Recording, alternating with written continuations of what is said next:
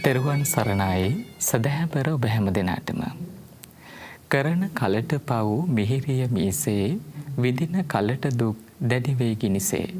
හැඳින එපව් දුරලන උපදේශේ නොතුන මැනවි තුන්දොර අවකාශේ. සිත කය වචනය යන තෙදොර සංවර කරගත් සීලවන්ත ජීවිතයක් ගත කරන්නට ඔබට මඟ පෙන්වුණු පිණිස මෙම ධර්මානුශාසනාව ඓතිහාසික මාතර වෙහෙර හේන පූර්වාරාම රාජමහා විහාරස්ථ අපගේ දක්ෂිණ ශාඛා මැදිරි පරිශ්‍රය සිට ඔබ වෙනුවෙන් ආරම්භ කරන්නටයි සූදානම් වන්නේ. පින්වත්නි, මෙම ධර්මදේශනා පැවැත්වීම උදෙසා අප සිදු කළ ආරාධනාව පෙත්සිතින් පිළිගනිමින් ධම්සභා මණ්ඩපයට වැඩමවා වදාළ ගෞරවනීය ස්වාමීන්ද්‍රයන්න් වහන්සේ පූජ්‍යපාද මාතර මහින්ද පින්වත් ස්වාමීන්ද්‍රයන්න් වහන්සේ අපි හැම දෙනාම සාදුනාද පවත්වමින් නමස්කාර පූරකව පිළිගනිමු. සාදු සාදු සාදු. අභාව ප්‍රාප්ත වන්නට යෙදුණු සහකාර අධ්‍යාපන අධ්‍යක්ෂක වයි.ඒ. සුමතිපාල මහතාණන්ට පුණ්‍යානුමෝදනා කරනු පිණිස පවත්වනු ලබන මෙම උතුම් ධර්මදේශනාවේ සදහැබර දායකත්වයෙන් කටයුතු කරනු ලබන්නේ කඹුරුපිටිය මිරිස්වත්තේ ගෙදර ලිපිනයෙහි පදිංචි වයි.ඒ. සුමතිපාල මහතාණන්ගේ බිරිඳ වන විශ්‍රාමලත් පාඨශාලාචාරිණී කරුණා අරඹගේ මහත්මිය, සුපේශල පුතුණුවන්, ඉසුරු දියණිය, සමාධි ලේලිය සහ මාධව බෑණනුවන් ප්‍රධාන එම පවුලේ සදහැවතුන් පිරිස විසින්.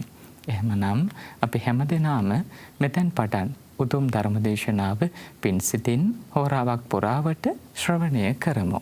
සාදු සාදු සාදු. සමන්තහා චක්කවාලේසු අත්‍රා ගච්ඡන්තු දේවතා සද්ධම්මං මුනි රාජස්ස සුනන්තු සග්ග මොක්ඛදං ධම්ම ශ්‍රවණ කාලෝ අයං බදන්තා ධම්ම ශ්‍රවණ කාලෝ අයං බදන්තා ධම්ම ශ්‍රවණ කාලෝ අයං බදන්තා.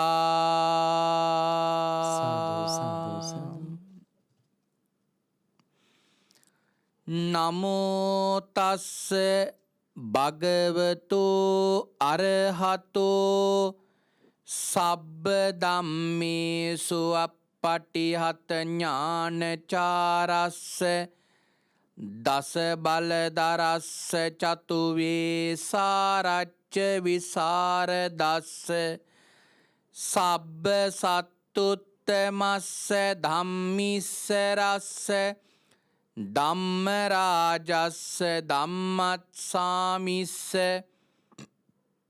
තථාගතස්ස සබ්බඤුනෝ සම්මා සම්බුද්දස්ස. සාදු සාදු. නමෝ තස්ස භගවතු අරහතෝ සබ්බ ධම්මේසු අප්පටිහත ඥානචාරස්ස දස බලදරස්ස චතුවේ සාරච්ච විසරදස්ස සබ්බ සත්තුත්තමස්ස ධම්මිස්ස රස්ස ධම්ම රාජස්ස ධම්මත්සාමිස්ස තථාගතස්ස සබ්බඤුනෝ සම්මා සම්බුද්දස්ස. නමෝ තස්ස භගවතු අරහතෝ සබ්බ ධම්මේසු අප්පටිහත ඥානචාරස්ස දස බලදරස්ස චතුවේ සාරච්ච විසරදස්ස සබ්බ සත්තුත්තමස්ස ධම්මිස්ස රස්ස ධම්මරාජස්ස ධම්මත්සාමිස්ස තථාගතස්ස සබ්බඤුනෝ සම්මා සම්බුද්දස්ස. සාදු සාදු සාදු.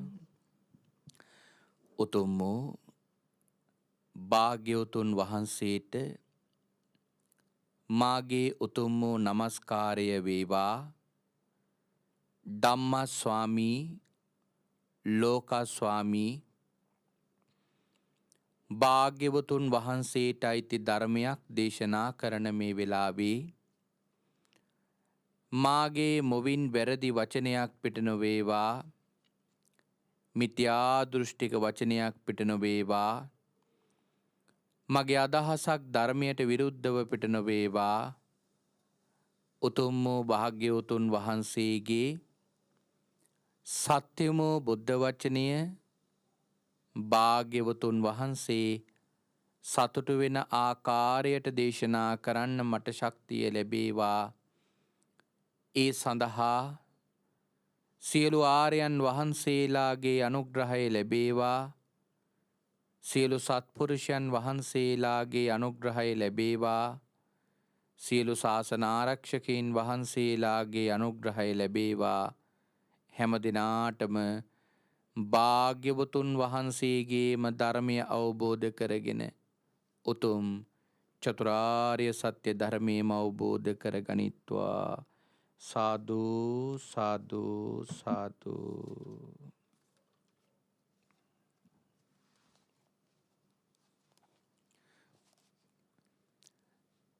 සද්ධර්ම ශ්‍රාවක කාරුණික ගුණගරුක පින්වත්නි, අද දවසේදී මේ පින්වත් හැම දිනාම මේ වෙලාවේ බලාපොරොත්තු වන්නේ භාග්‍යවත් අරහත් සම්මා සම්බුදුරජාණන් වහන්සේ විසින් ඔබෙත් මගෙත් නිවන පිණිස මහා කරුණාවෙන් දේශනා කොට වදාළ සුවාසෝ දහසක් ධර්මස්කන්ධයන් අතරින් ඊ타ත්ම වටින ධර්මකාරණාවක් ශ්‍රවණය කරන්නටයි. අද ධර්මානුශාසනාව සඳහා පින්වත්නි මම මාතෘකාව ලෙස තෝරා ගත්තා ධම්මපද පාළියේ ප්‍රකීර්ණක වර්ගයට අයත් ගාථා රත්නය. දුරේ සන්තෝ පකාසෙන්ති හිමවන්තෝව පබ්බතෝ අසන්තෙත්ත නදිස්සන්ති රත්ති කිත්තා යතා සරාණී. අපේ භාග්‍යවතුන් වහන්සේ අනේපිඩු සිටුතුමාට දේශනා කරපු ගාථා රත්නය.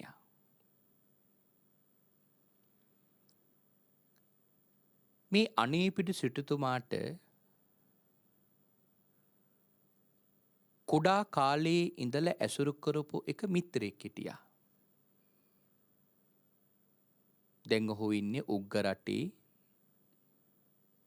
උග්ග කියන නමින් මහ සිටුවරයෙක් වෙලා වාසය කරන්නේ.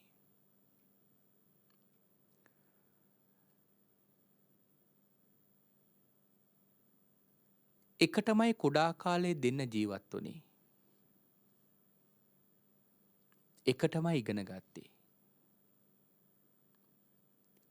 අනේපිඩු සිටුතුමයි උග්ග සිටුතුමයි කොච්චර මිත්‍ර සම්බන්ධයක් තිබුණද කියලා කිව්වොත් පින්වත්නි, කුඩා කාලේ මේ දෙන්න අතර කතිකාවක් කරගෙන තිබුණා.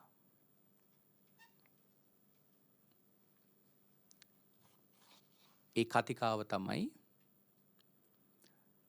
අපි දෙන්න යම් දවසක දරුවෝ හැදුවොත් දෙන්නට දුවෙක් පුතෙක් ලැබුණොත් අපි ඒ දෙන්න විවාහ කරලා දෙමු කියලා දෙන්න අතර කතිකාවක් ඇති කරගත්තා. ඒ තරම් ළඟ මිත්‍ර බවක් මේ දෙන්න අතර තිබුණා.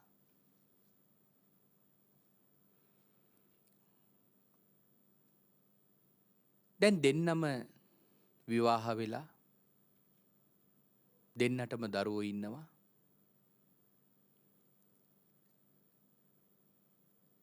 දෙන්න බොහෝම දක්ෂ ව්‍යාපාරිකයෝ දෙන්නේ. දවසක් මේ උග්ග සිටුවරයා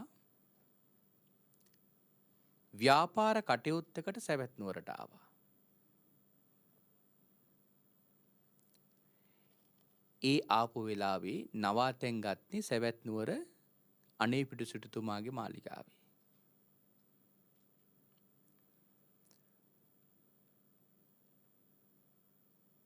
එදා මාලිගාවේ හිටියත් චූල සුභද්‍රාව අනේපිඩු සිටුතුමාගේ එක දියණියක්.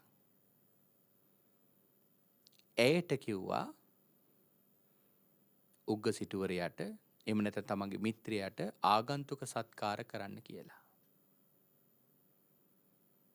ඇය විසින් ඊටාම ඕනෑකමින් මහත් ගෞරවයෙන් ආගන්තුක සත්කාර කළා. ඇය කරපු ආගන්තුක සත්කාර පිළිබඳ මේ සිටුවරයාට පුදුම පැහැදීමක් හිතේ ඇති වුණා. ඒ තරම් උසස් ලෙස ප්‍රියමනාප ලෙස මේ ආගන්තුක සත්කාර කරනව දිහා දැකලා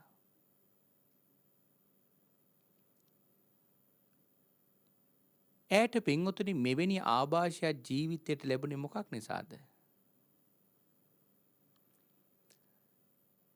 පින්වතුනි තමන්ගේ පියා නිසා බුදුන් සරණ යෑමේ ප්‍රතිඵලයක් නිසා.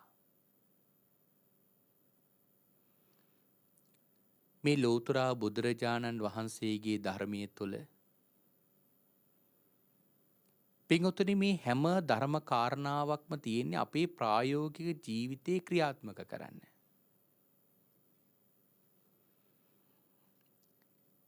මේ ධර්මයේ තුල මට දැනෙච්ච එක විශේෂත්වයක් තියෙනවා.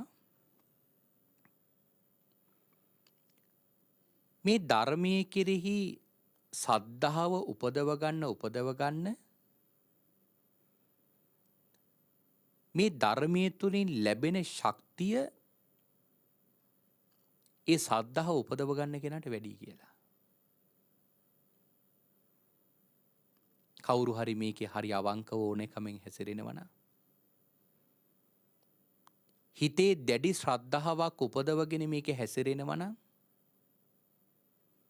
අන්න ඒ කෙනාට ප්‍රතිඵල ලබා දෙන තැනක් තමයි මේ ධර්මයේ කියලා කියන්නේ.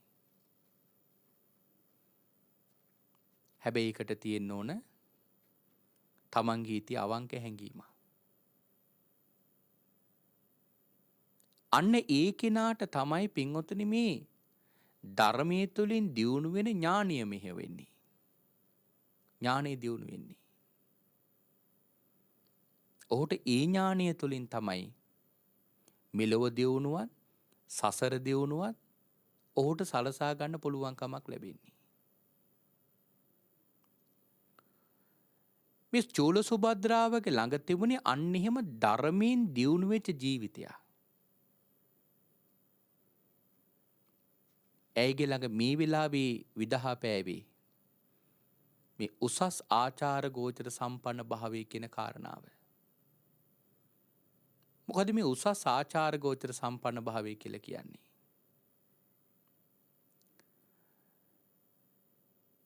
පින්වතුනි නිවන් දකින ශ්‍රාවකයා තුල අනිවාර්යයෙන්ම දියුණු කරගත යුතු කාරණාවක්. දැන් ඔය ගණක මොග්ගල්ලාන කියලා එක ගණකාධිවරයෙක් දවසක් බුදුරජාණන් වහන්සේගෙන් ඇවිල්ලා අහනවා ස්වාමීනි මේ ලෝකේ ඕනෑම දෙයක් කරනකොට යම්කිසි වැඩපිළිවෙලක් තියෙනවා. උදාහරණයක් ඇටියට අපි ළඟ කවුරු හරි කෙනෙක් ගණන් ඉගෙන ගන්න ආවොත් ඒ ගණන් ඉගෙන ගන්න ආපු කෙනාට අපි දෙනවා වැඩපිළිවෙලක් කරන්න. තවත් විදියකින් කියනවා නම් සාමිනි මේ පූර්වාරාමයේ පවා හදලා තියෙන්නේ යම් සැලසුමකට. මුලින් අත්තිවාරම දාලා ඊට පස්සේ බිත්ති නංවලා ඊට පස්සේ තමයි වහල සෙවිලි කරලා මේ පූර්වාරාමය හදලා තියෙන්නේ. ස්වාමිනී අන්න ඒ වගේ ඔබ වහන්සේගේ ශාසනයේ මොනවා හරි වැඩපිළිවෙලක් තියෙනවද කියලා අහනව කරගෙන යන්න. ඉතින් ඒ වෙලාවේ බුදුරජාණන් වහන්සේ දේශනා කරන තියෙනවා. ඒ මොකද්ද? භාග්‍යවතුන් වහන්සේ අනුපිළිවෙලක් කියනවා. මොකද භාග්‍යවතුන් වහන්සේ දේශනා කරලම තියෙනවා නාහම් භික්කවේ ආදිකේනේව අඤ්ඤාරාධනං වදාමි. මහණෙනි මම කවදාවත් කියන්නේ නැහැ මේ ශාසනයට කෙනෙක් ආපු ගමන් නිවන් දකින්නවා කියලා. ඒ නිවන් දකින්න ශ්‍රාවකයාට අනුපුබ්බ සික්ඛා අනුපුබ්බ කිරියා අනුපූර්ව ප්‍රතිපදා කියලා පිරියුතු අනුපිළිවෙලක් තියෙනවා. ඒතර මේ ශාසනයේ අනුපිළිවෙල තමයි පළවෙනි කෙනා සිල්වත් වෙන්නට ඕන. කොච්චර සිල්වත් වෙන්නට ඕනද? දැන් ගිහි ජීවිතයේ පන්සිල් පද 5 රකින්න ඕන. තව දියුණු කළ 8 සිල් දස සිල් රකින්න ඕන. පැවිද්දා සාමණේර සීල උපසම්පදා සීල රකින්න ඕන. මෙන්න මේ මට්ටමට සිල්වත් වෙන්න ඕන.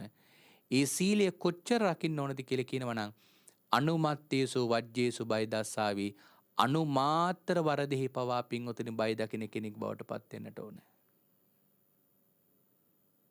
අන්නේ මට්ටමට සිල්වත් වෙන්නට ඕන. එහෙම සිල්වත් වෙච්ච කෙනාට ඊළඟට කරන්න තියෙන වැඩපිළිවෙල තමයි ආචාර ගෝචර සම්පන්න වෙන්න ඕන. මොකද මේ ආචාර ගෝචර සම්පන්න කියලා කියන්නේ උසස් ආචාර විදි තමන්ගේ ජීවිතේ පුරුදු පුහුණු කර ගැනීම. අපේ පින්වතුන් අහලා තියෙනවා මේ ධර්මයේ තුල බුදුරජාණන් වහන්සේගේ ශාසනය තුල මේ කුලය කියන කාරණාව උන්වහන්සේ ප්‍රතික්ෂේප කළා තියෙනවා. නමුත් අපේ පින්වතුන්ට ධර්මයේ ඇහිලා නැද්ද? බුදුරජාණන් වහන්සේ මේ කුලය කියන එක වර්ණනා කරලා තියෙනවා. දැන් උන්වහන්සේ මෙලොව එළිය දකින මෙලොව මනුෂ්‍ය ලෝකෙට ඉපදින පහළ වෙනකොට තුසිත දිව්‍ය පුරේ ඉඳලා කුලය කියලා වෙනම බැලුවා. පස් මහ බැලුම් වල. ඊළඟට මේ ශාසනයේ පින්වතුනි ඔය කාලිගෝදාය බද්දිය මහරහතන් වහන්සේට විශේෂ අග්‍රස්ථානයක් පවා ලබලා දුන්නා. උසස් කුලයෙන් පැවිදි වෙච්ච භික්ෂුන් අතරින් අගතැන්පත් කියලා. මොකද මේ කුලය කියලා කියන්නේ? මොකද භාග්‍යවතුන් වහන්සේ ප්‍රතික්ෂේප කුලය කියලා කියන්නේ? භාග්‍යවතුන් වහන්සේ ප්‍රතික්ෂේප කරපු කුලය කියලා කියන්නේ පින්වතුනි අද මේ අපේ සම්ප්‍රදාය කතා කරන කුල ක්‍රමය. අපේ සම්ප්‍රදාය කතා කරන කුල ක්‍රමය තමයි ගොයිගම කුලය, කරා කුලය, දුරා කුලය. ඔහොම කුල ක්‍රමයක් තියෙනවනේ. ඕක මේ බුදුදහමේ ක්‍රමයක් නෙවෙයි. ඔය ක්‍රමය බ්‍රාහ්මණ දහමින් ආපු ක්‍රමයක්. මොකද මේ පන්ති බෙදීම තියෙන්නේ බ්‍රාහ්මණයන්ගේ ළඟ. බ්‍රාහ්මණ දහම තුල තිබුණේ. නමුත් අවාසනාවකට මේ කාරණාව අපේ මේ බෞද්ධ සම්ප්‍රදාය තුලත් මුල් වැසගෙන තියෙනවා. දැන් බ්‍රාහ්මණයෝ තුල තමයි තිබුණේ මහා බ්‍රහ්මයාගේ මුවින් උපන් පිරිස බ්‍රහ්මයෝ. මහා බ්‍රහ්මයාගේ දෙබාහුවෙන් උපන් පිරිස ශාස්ත්‍රියෝ, කලවවින් උපන් පිරිස වෛශ්‍යයෝ, යටිපතුලින් උපන් පිරිස ශුද්‍රයෝ. එimhe කියලා පන්ති බෙදීමක් තිබුණා. භාග්‍යවතුන් වහන්සේ ප්‍රතික්ෂේප කළේ ආන්ගේ පන්ති බෙදීම. එහෙනම් මොකද මේ වර්ණනා කරපු කුල ක්‍රමය? වර්ණනා කරපු කුල ක්‍රමය කියලා කියන්නේ භාග්‍යවතුන් වහන්සේ දේශනා කරනවා නජජ්ජා වසලෝ හෝති නජජ්ජා හෝති බ්‍රාහ්මනෝ කම්මනා වසලෝ හෝති කම්මනා හෝති බ්‍රාහ්මනෝ. මහණෙනි කවදාවත් කෙනෙක් උප්පත්තියෙන් වසලෙක් වෙන්නෙත් නැහැ, උප්පත්තියෙන් බ්‍රාහ්මණෙක් වෙන්නෙත් නැහැ. ක්‍රියාවෙන් තමයි කෙනෙක් වසලෙක් වෙන්නේ, ක්‍රියාවෙන් තමයි කෙනෙක් බ්‍රාහ්මණෙක් වෙන්නේ. එතකොට පින්වතුනි මේ ක්‍රියාව තමයි කෙනෙක් උසස් බව පහත් බව තීරණය කරන්නේ. අන්න ඒ වත්පිළිවෙත් රැකීම ඉව ඉටු කිරීම තමයි උසස් ආචාර ගෝචර සම්පන්න භාවය කියලා ධර්මී කතා කරන්නේ. මේවා පින්වතුනි අපේ ධර්මයේ තුල බොහෝ කාරණා ඔස්සේ භාග්‍යතුන් වහන්සේ දේශනා කරලා තියෙනවා. දැන් අද බලන්න අපි මෙන්න මේ කාරණාවල් මගහැරලා ගියපු එකේ විපාක අපි අද මේ වෙනකොට විඳිනවා. අද බලන්න පින්වතුනි අපට මේ නිර්වාණය කියන එක කොච්චර දුරින් ඈත් වෙලාද? අපේ ජීවිතවලින් නිවන කියන එක කොච්චර ඈත් වෙලාද? හරි දුරින් අපට නිවන තියෙන්නේ. අද නිවන් දකින පිරිස මේ තරම් අඩු වෙලා තින්නේ. ඒකට හේතුව තමයි එකිනෙකා හදාගත්තු ක්‍රමවේද ඔස්සේ තමයි මේ නිවන් දකින්න වෑයම් කරන්නේ.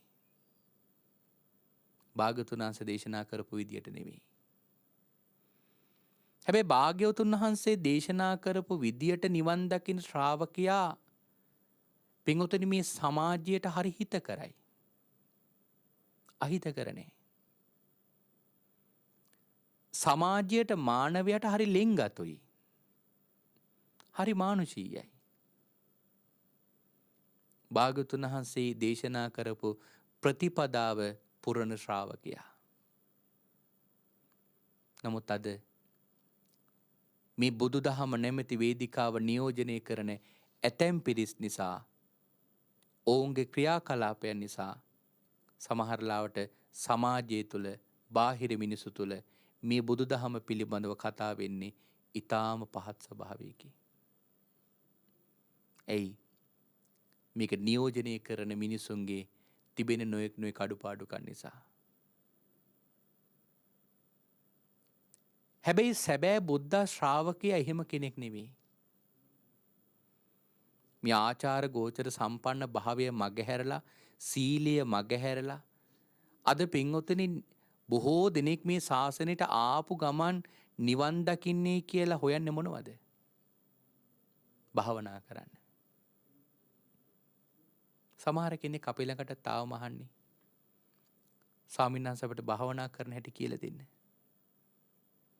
කොහොමද මේ භාවනාව කරන්නේ? එහෙමයි අහන්නේ. නමුත් මේ බුදුදහමේ පින්වතුනි පටන් ගන්න තියෙන භාවනාවෙන් නෙමෙයි. හරියට නිකන් යම් විෂයක් ඉගෙන ගන්න ආපු කෙනෙක්ව කිසිතියක් උගන්වන්න නැතුව එකවර ගිහිල්ලා විභාග මධ්‍යස්ථානයේ වාඩි කරන වගේ වැඩක් කරන්නේ මේක. ඕකේ අනිත් විපාක ඕන තරම් පින්වතුන් අපිට මේ සමාජයෙන් පෙන්වලා දෙන්න පුළුවන්. සීල් රකින්න නැතුව ආචාර ගෝචර සම්පන්න භාවයක් නැතුව මෙන්න මේ වැඩි යුතු ධර්මතා වඩන්නේ නැතුව අද කෙලින්ම භාවනා කරන්න ගියපු එකේ විපාක ඕන තරම් අපිට මේ සමාජය තුලින් දකින්න ලැබෙනවා. මොනවද මේ ආචාර ගෝචර කියලා කියන්නේ?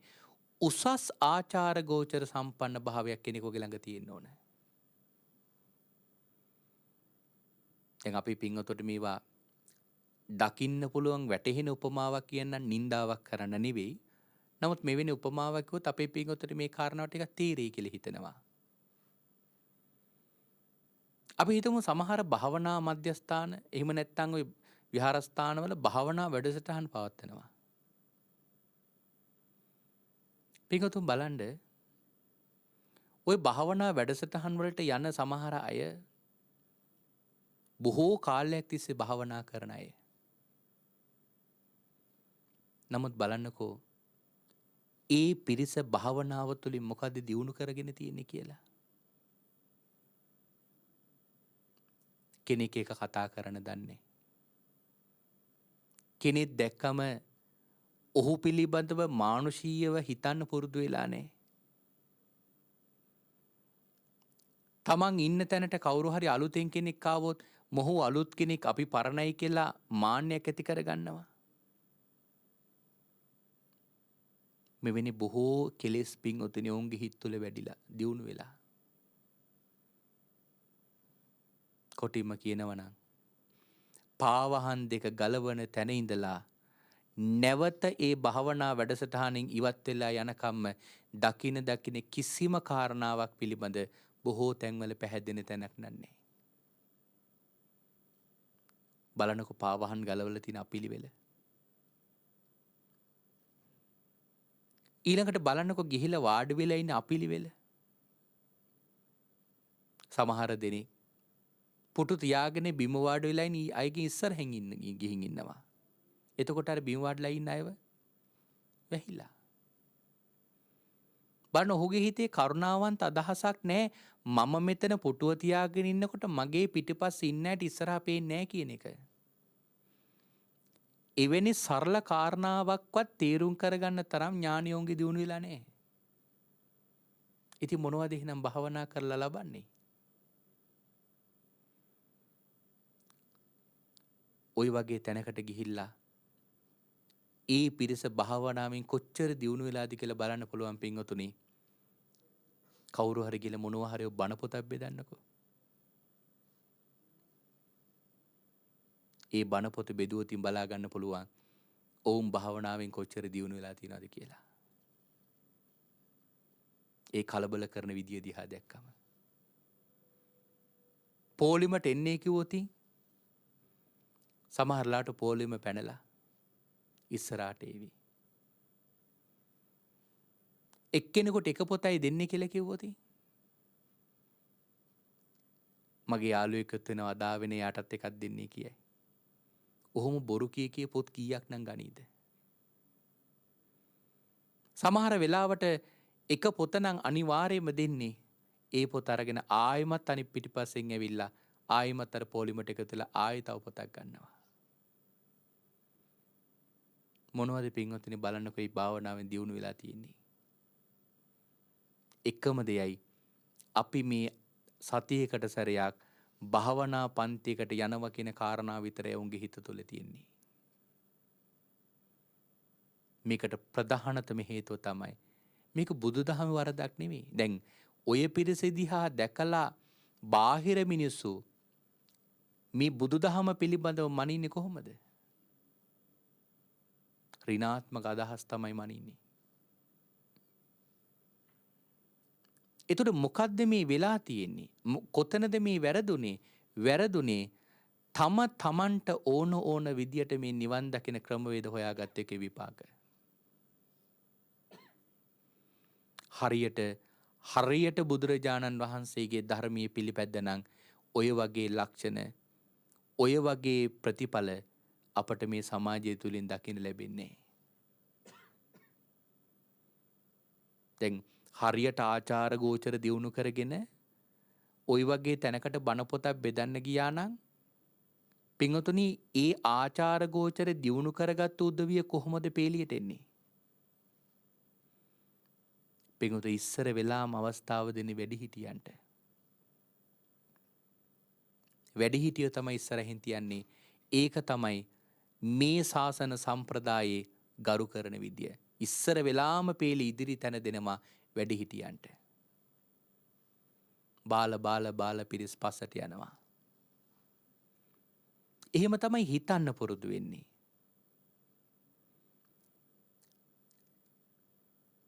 ඒතර බලන්න ඒ හිතන්න ඒ අවශ්‍ය කරන ඥානය ඔවුන්ට ලැබිලා නැත්තේ මොකක් නිසාද?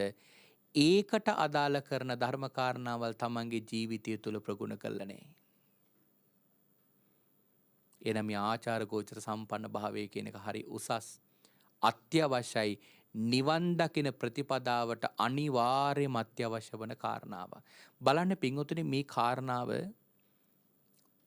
ඊටාම උසස් ආකාරයට දියුණු වෙලා තියෙන ඔය මියන්මාර් රටේ. අපේ පින්වතුන්ගේ අන්තර්ජාලය වගේ පරිහරණය කරනවා නම් ඔයෙන් ඕන තරම් තොරතුරු හොයාගන්න පුළුවන්.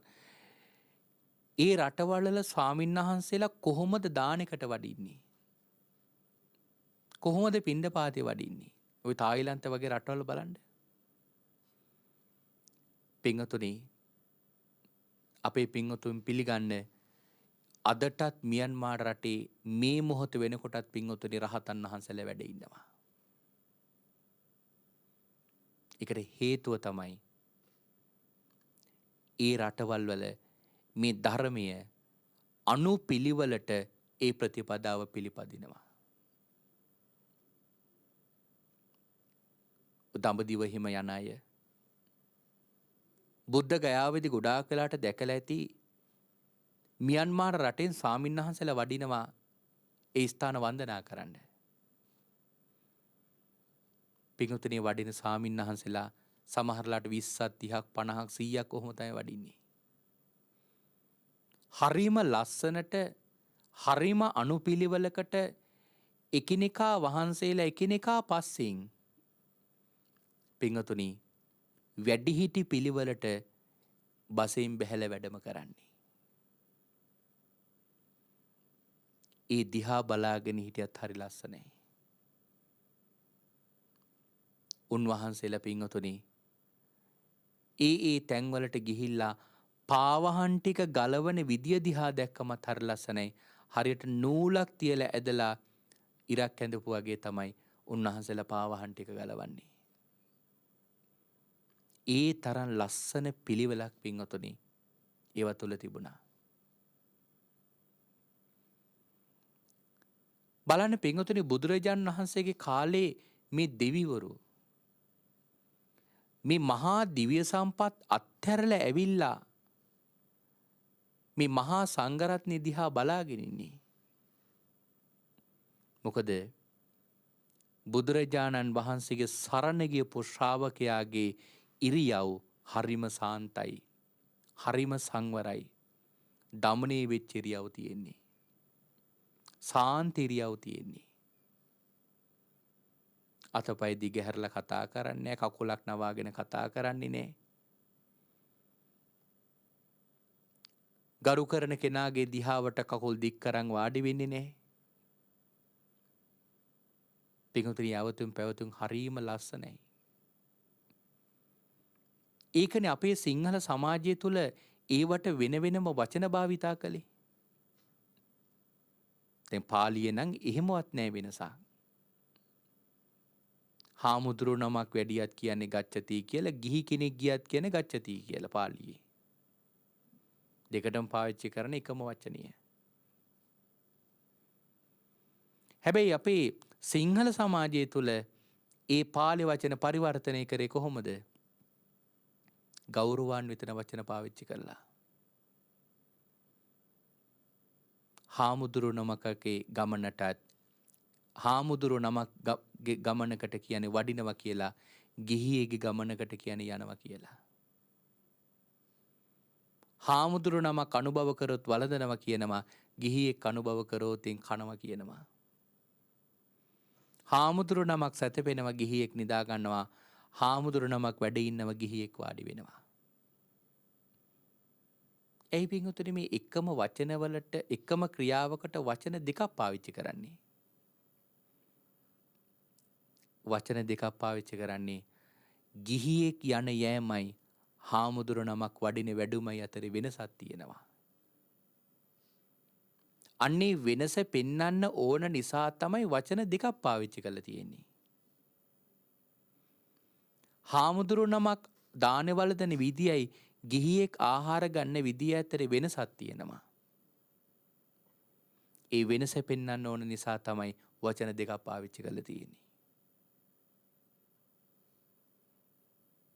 මොකද ඒ තරම් මනා හික්මීමක්, සංවර බවක්, සංසුන් බවක් භික්ෂුන් වහන්සේලා තුළ තියෙනවා. කොහෙන්ද සංවර බව ආවේ? ධර්මයේ තුලින්. භාග්‍යතුන් වහන්සේ සෑම ඉරියව්වක් ගානෙම ඒ කාරණාව දේශනා කළා තියෙනවා. ඒ නිසා තමයි දිව්‍ය ලෝකේ දෙවිවරු දිව්‍ය සම්පත් අත්හැරලා මේ මහා සංඝරත්නයේ වඩින වැඩිම පිළිබඳ බලාගෙන ඉන්නේ. ඒ වඩින දිහා දෙසවන් යොමාගෙන වන්දනා කරගෙන බලාගෙන ඉන්නේ ඒකයි. ඒක ඇවිල්ලා බලන්න තරම් ලස්සනක් තියෙන නිසා. එතකොට පින්වතුනි මෙන්න මේ ආචාර ගෝචර සම්පන්න භාවය බුදුදහමේ අනිවාර්ය අංගයක්. අද මේවා පින් දුරු වෙලා තියෙන නිසා, අද මේ කාරණාවල් නිතර උගන්වන්නෙත් නැති නිසා, නිතර මේ ගැඹුරු කාරණාවල් විතරක්ම උගන්වන්න වෑයම් දරන නිසා අද මේ කාරණාවල් සැලකිලිමත් කමක් නැති නිසා පින්වතුනි අද බොහෝ දෙනෙකුට කොච්චර පටිච්චසමුපාද ඉගෙන ගත්තත් ඒක වැටෙන්නේ හරියට. මොකද අර බුදුරජාණන් වහන්සේ දේශනා කරපු ක්‍රමයට ඉගෙන ගන්නකොට තමයි ඒ අදාළ කරන ධර්ම කාරණාවල් වැඩෙන මට්ටමට ප්‍රඥාව දියුණු වෙන්නේ. අද බොහෝ දෙනෙකුට පටිච්චසමුපාදය තමන්ගේ කනට ඇහිලා හිතට දැනෙනව එච්චරයි. තමන්ගේ ඥාණයට හරියට වැටෙන්නේ. අනිත්‍ය දුක අනාත්ම කියන එක තමන්ගේ කන්ට ඇහිලා හිතට දැනෙනව විතරයි. සුතමේ ඥානයක් විතරයි ගොඩක් අයට තියෙන්නේ. ඒ තුලින් චින්තාමය ඥානයක් ගොඩනගාගෙන තියෙනවා. හැබැයි මේ භාවනාමය ඥානෙ වැඩෙන්නේ නැහැ. ඇයි වැඩෙන්නේ නැත්තේ? අර අදාළ කරන බොහෝ ධර්ම කාරණාවල් මගහැරගෙන මේව ඉගෙන ගන්න අපේකේ විපාකේ නිසා. දැන් බලන්න මේ චෝල සුභද්‍රාව තුළ තිබුණ පින්වතුනි උසස් ආචාර ගෝචර සම්පන්න බව. ආගන්තුක සත්කාර ඉහළින්ම කළා. මේ ධර්ම මාර්ගයේ හැසිරෙන කෙනෙක්ව ඇසුරු කරන්න ආසයි. හරියට හැසිරෙන කෙනාව ඇසුරු කරන්න ප්‍රියමනාපයි. ඇසුරු කරන්න හිතෙනවා, කැමති හිතෙනවා. මේව නැති වුණෙන් පස්සේදී තමයි බොහෝ දෙනෙක්ගේ තුල පින්වතුනි මේ කෙලෙස් බලවත් වෙලා තියෙන්නේ. ඉරිසියාව, ක්‍රෝධය, වෛරය හරියට පින්වතුනි වැඩි ඉන්නේ සමහර අයගේ ළඟ. දියක් දැක්කම හිත පහදින්නේ නැහැ. දියක් දැක්කම මේක වර්ණනා කරන්න හිත දෙන්නේ නැහැ. තව කෙනෙකුගේ දියුණුවක් දැකලා සතුටු වෙන හිතක් පහළ වෙන්නේ නැහැ. ඒවට නොඑක් බාධා කරන්නමයි හිතෙන්නේ. ඒ අර උසස් ආචාර ගෝචර දියුණු වෙලා නැහැ. ධර්මයේ තුලින් දියුණු වෙච්ච ජීවිතයක් නෙවෙයි උන්ගේ ළඟ තියෙන්නේ. ඒක වඩලා නැහැ, ඒක වැඩිලා නැහැ ඒ නිසා. නමුත් හරියට ධර්මයෙන් දියුණු වෙච්ච කෙනෙක් පින්වතුනි ඕන වෙලාවක ඇසුරු කරන්න හිතෙනවා, ආසයි ඇසුරු කරන්න. කැමැත්තක් ඇති වෙනවා. ඒකයි මේ චූල සුභද්‍රාවගේ මේ ආගන්තුක සත්කාරයට උග්ගසුටිවරයාට හිත පැහැදුනේ.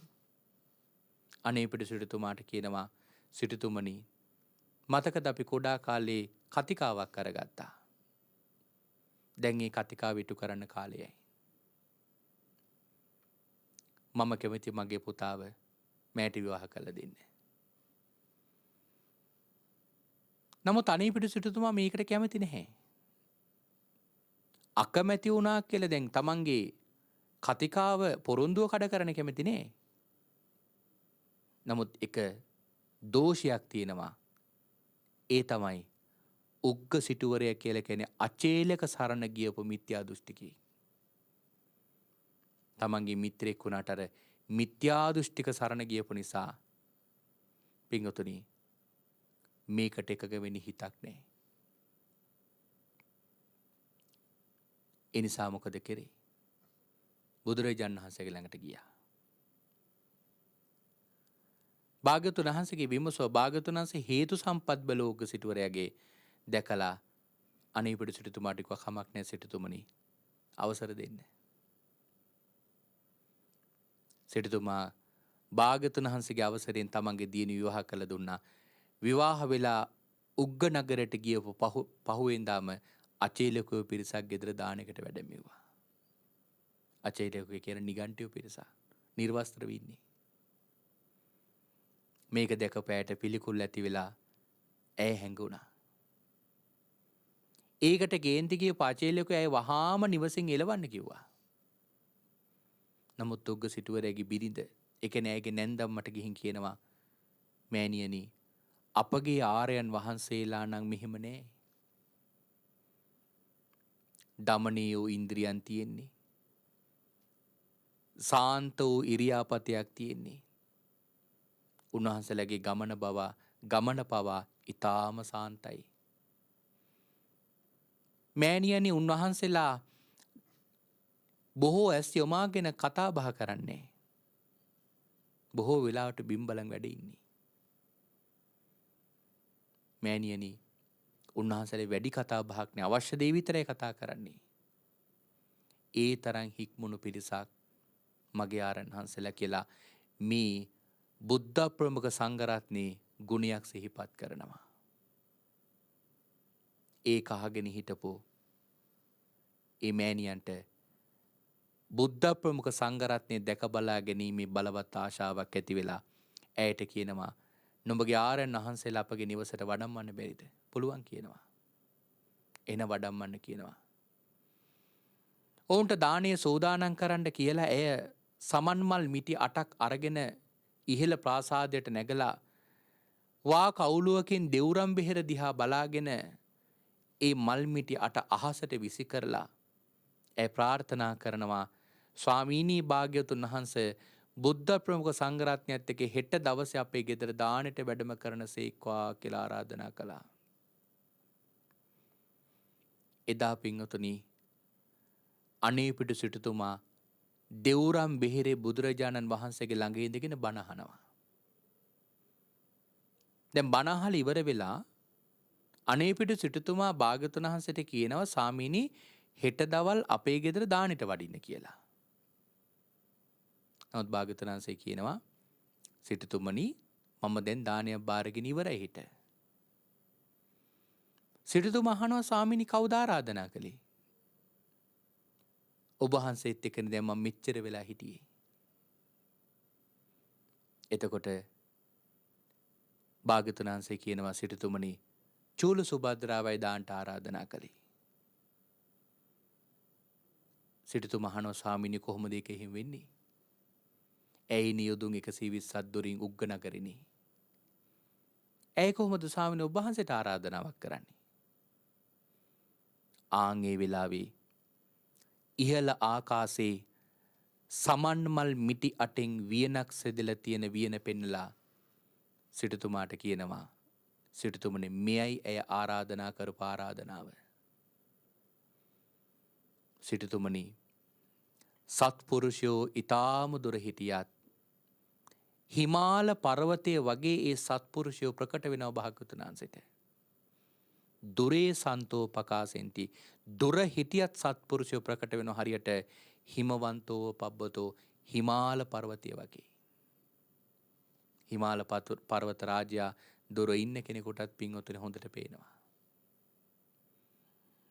හැබැයි අසන්තෙත්ත නදිස්සන්ති අසත්පුරුෂයවනන් සිටුතුමනි පේන්නේ රත්තිකිත්තා යතා සරානේ රාත්‍රිහි විදින ඊතලයක් වගේ නොපෙනී යනවා. කවුද මේ සත්පුරුෂයා කවුද මේ අසත්පුරුෂයා? සත්පුරුෂයා කියලා කියන්නේ ලෝතුරා බුදුරජාණන් වහන්සේගේ ධර්මය ඉගෙනගෙන ඒ ධර්මයේ ඒ විදියටම පිළිපදින අනුගමනය කරන ශ්‍රාවකයා තමයි සත්පුරුෂය කියන්නේ. භාග්‍යවතුන් වහන්සේගේ ධර්මය ඉගෙනගෙන ඒක ඒ විදියටම පිළිපදින ශ්‍රාවකයා තමයි සත්පුරුෂයා කියලා කියන්නේ. සෑම ධර්ම කාරණාවකටම එක සමාන ගෞරවයක් තියෙනවා. හැම ධර්ම කාරණාවක්ම පිළිපදින උත්සාහ කරනවා. බුදුරජාණන් වහන්සේ ගැන ධර්ම රත්නය ගැන සංඝ රත්නය ගැන අප්‍රමාණ ශ්‍රද්ධාවක් පින්වතුනි ඒ සත්පුරුෂයාගේ හිත තුල තියෙනවා. ආන්න ඒ වගේ සත්පුරුෂයෙක් බුදුරජාණන් වහන්සේට පින්වතුනි යොදුන් ගණනක් දුරින් හිටියත් හිමාල පර්වතය වගේ ප්‍රකට වෙනවලු. භාග්‍යවතුන් වහන්සේට පේනවා. මේ සක්වල නෙමෙයි තව සක්වල 1000කට යා හිටියත් භාග්‍යවතුන් වහන්සේට පේනවා. භාග්‍යවතුන් වහන්සේ හිමයට ඕන තරම් පිහිට වෙලා තියෙනවා. අපි හරියට සත්පුරුෂ ධර්මයේ පිහිටලා හිටියොත් පින්වතුනි අපට ඒ කාන්තිම භාග්‍යවතුන් වහන්සේලාගේ රැකවරණය සසර පුරාවටම ලැබෙනවා. ඒක භාග්‍යවතුන් වහන්සේ පොරොන්දු වෙලා තින අපිට. හැබැයි අසත්පුරුෂයා කවුද මේ අසත්පුරුෂයා කියලා කියන්නේ? ධර්මයේ සඳහන් කරනවා පින්වතුනි මෙලොව ජීවිතයේ පමණක් ගැන හිතලා පරලොව ගැන නොසිතා පංචකාමයෙන් තමන්ගේ ජීවිතය සන්තරපණය කරන්න ධාර්මිකව හෝ වේවා අධාර්මිකව හෝ වේවා ධනය උපයාගෙන කාලා බීලා ජීවත් වෙන කෙනා තමයි අසත්පුරුෂයා. ඔහු හිතන්නේ මෙලෝ විතරයි පරලෝ හිතන්නේ. මම මේ පව කළොත් මට සංසාරේ කොච්චර කාලයක් විපාක දෙනවද කියලා අසත්පුරුෂයාට හිතෙන්නේ නැහැ. අසත්පුරුෂයා හැම වෙලාවකම බාල බවින්ම තමයි ජීවත් වෙන්නේ. මම මේ පව කළොත් මට සංසාරේ කොච්චර විපාක දෙනවද කියලා ඔහුට තේරෙන්නේ නැහැ. ඒ විදියටම තමයි අසත්පුරුෂයා කටයුතු කරන්නේ. ඔහු දසවස්තුක මිත්‍යා දෘෂ්ටියෙන් ජීවත් වෙන්නේ. මෙලෝ පිළිගන්නේ නැහැ, පරලෝ පිළිගන්නේ නැහැ, සුගති දුගති පිළිගන්නේ නැහැ. එවැනි අසත්පුරුෂයෙක්ව ළඟ හිටියත් භාග්‍යවතුන් වහන්සේට ප්‍රකට වෙන්නේ. ඒකට පැවිද්ද වශයෙන් ගත්තොත් අසත්පුරුෂයෙක් කියලා කියන්නේ. භාග්‍යවතුන් දේශනා කරනවා දුගතියට නැමුණු ජීවිතයක් තියෙන. ඒ කියන්නේ පැවිදි ජීවිතේ ඉඳලා බොහෝ අකුසල් කරලා දැන් මරණින් මතු ඉපදෙන්න ඉන්නේ දුගතියක. නරක තිරසම් പ്രേත අසුර කියන මොනවා හරි දුගතියක තමයි ඉපදෙන්න ඉන්නේ. සඳහන් කරන විතින්න පරලෝකෝ අට කතාවේ කියන්නේ. ඊළඟට කියනවා ආමිස චක්කුකා. මේ ආමිසයේ පිළිබඳ නැමුණු ඇහැක් තියෙනවා. සමහර පැවිද්දෝ ඉන්නවා ආමිසයේ පිළිබඳව තමයි නිතර කල්පනා කරන්නේ. අර ගෙදරට ගියොත් කොයි වගේ දෙයක් අපට අද ලැබෙයිද? අර මනුස්සයන ටිකක් හොඳ සිවුරු පූජා කරන ඒ ගෙදරට ගියොත් නම් වඩාත් හොඳයි. මේ ගෙදරට ගියොත් නම් දාන ටිකවත් එච්චර රහ නැහැ. ආමිසය තමයි දකින්නේ. ගිහියන් දෙන දේ ගැන තමයි හිතන්නේ. ආන් එහෙම ආමිසය ගැන හිතලා කටයුතු කරන පැවිද්දා අසත්පුරුෂයෙක්. ඊළඟට කියනවා ජීවිකත්තාය පබ්බචිතා. මේ පැවිද්ද ජීවිකාව කරගත්තු කෙනත් අසත්පුරුෂයා. ජීවන මාර්ගයක් කරගෙන මේ පැවිදි ජීවිතය ගත කරනවා. ආන් ඒ කෙනත් අසත්පුරුෂයි. භාග්‍යවතුන් දේශනා කරනවා. එවැනි පැවිද්දෝ අසත්පුරුෂයි. උදාහරණයක් කියනවා යටත් පිරිසෙන් තේ එත්ත බුද්ධානන් දක්ඛිනස ජානු මණ්ඩලස සන්තිකේ. බුදුරජාන් වහන්සේගේ මේ දකුණු දන මඩල ළඟ ඒ අසත්පුරුෂයා වාඩිලා හිටියත් හරියට චතුරංග සමන්නාගත අඳුරක දිවිදෙන ඊතලයක් වගේ නොපෙනී යනවලු. අර වගේ අසත්පුරුෂේ ගිහියෙක් වේවා හෝ පැවිද්දෙක් වේවා භාග්‍යවතුන් වහන්සේගේ දකුණු දන මඩල ළඟ වාඩි වෙලා ඉන්නේ. නමුත් භාග්‍යවතුන් වහන්සේට ඌව පේන්නේ නැහැලු. බණ කියද්ද ඔහු ගැන හිතන්නේ නැහැ.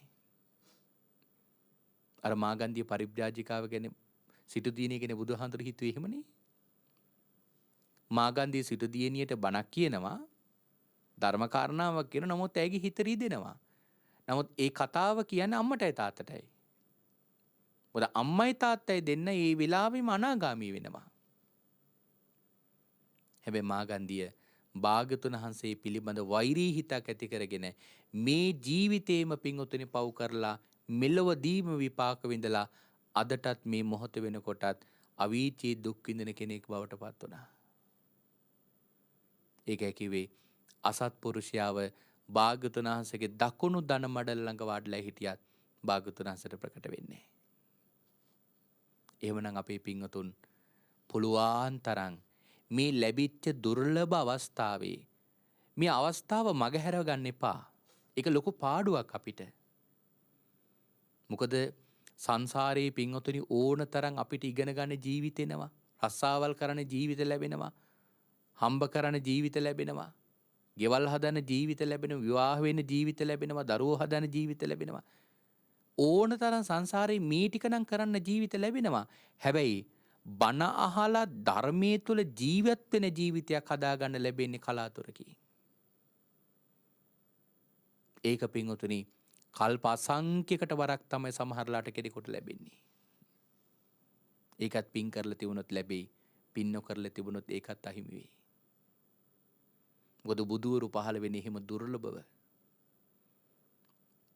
නමුත් මම මේ සඳහන් කරේ කෙනෙකුට ඉගෙන ගන්න නැතුව විවාහ වෙන්නේ නැතුව රස්සාවක් කරන්න නැතුව දරුවෝ හදන්න නැතුව ජීවත් වෙන කියන එක නෙමෙයි. ඒවක් කළ යුතුයි. මොකද ඒ ගිහි ජීවිතේ කළ යුතු කටයුතු නිසා.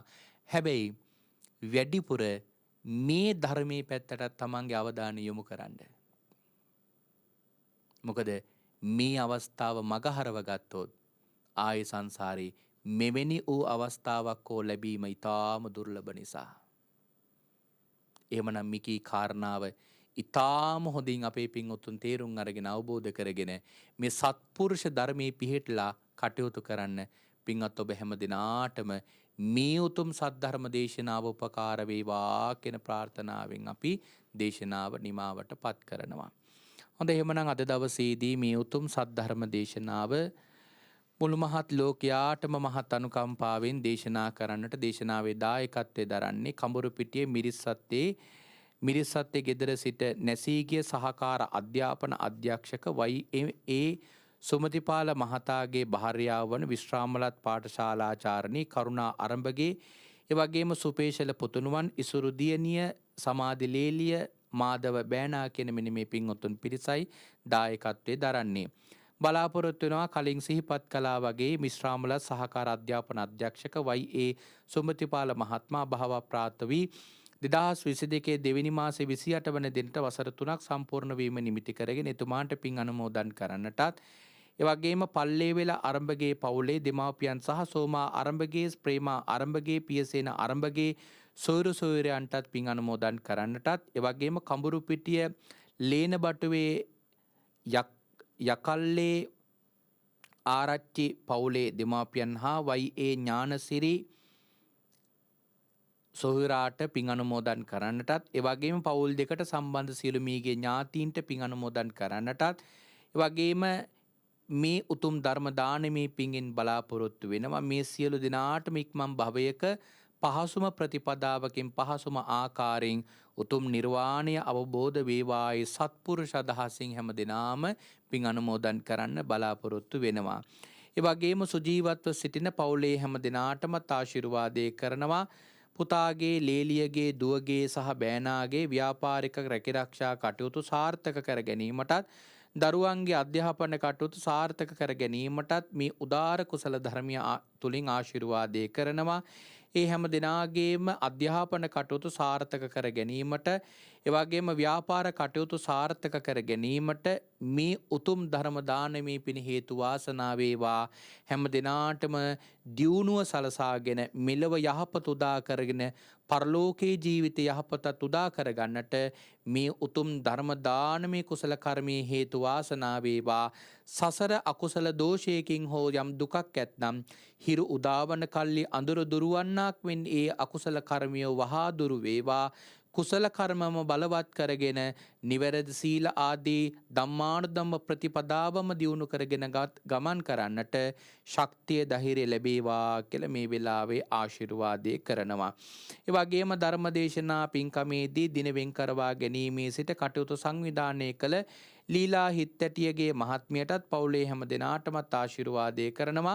ධර්මදේශනයට සවන් දීමට කැමති සියලු දෙනාටමත් එම පවුල්වල අයටත් සියලු ඥාති මිත්‍රාදීන් හැම දෙනාටමත් ආශිර්වාදේ කරනවා.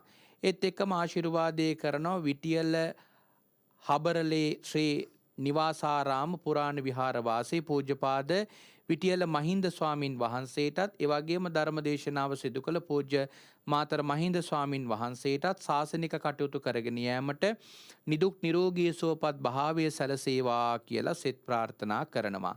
එවැගේම පවුලේ සැමට ධර්මදේශනයට පැමිණි හැම දිනාටම ධර්ම ශ්‍රවණය කර ලක්වැසි ලොවැසි හැම දිනාටමත් ධර්ම ශ්‍රවණය සිදු කළ ස්වාමින් වහන්සේටත් ඉක්මන් භවයකදී සුව පහසු ප්‍රතිපදාවකින් පහසුම ආකාරයෙන් නිර්වාණය අවබෝධ කර ගැනීමට මේ පින් අනුමෝදන් වේවා කියලා පින් අනුමෝදන් කරලා ප්‍රාර්ථනා කරනවා.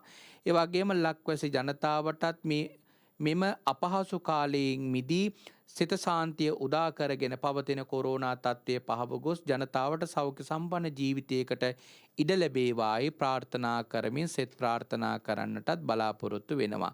එමනම් ඒ සියලු යහපත් බලාපොරොත්තු පැතුමන් සියල්ලක්ම සර ප්‍රකාරයෙන් සාර්ථක වේවා.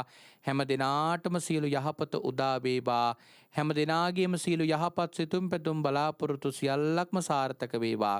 අවසානයේ ඔබ අප හැම දිනාටම කෙටිම කාලයකින් පහසුම ආකාරයෙන් සුඛ සහගත ප්‍රතිපදාවෙන් උතුම් චතුරාර්ය සත්‍ය ධර්මය අවබෝධ කරගන්නට මේ පින උතුම් පාරමී ධර්මයක්ම වේවායි සාදු සාදු සාදු කියා අපි ප්‍රාර්ථනා කරගමු. ආකාසට්ටහා චුම්මට්ටා දේවානාගා මහිද්దికා පුඤ්ඤන්තං අනුමෝදිත්වා චිරන් රැක්කන්තු සම්මා සම්බුද්ධ ශාසනං චිරන් රැක්කන්තු සම්මා සම්බුද්ධ දේශනං චිරන් රැක්කන්තු සම්මා සම්බුද්ධ ශාවකං.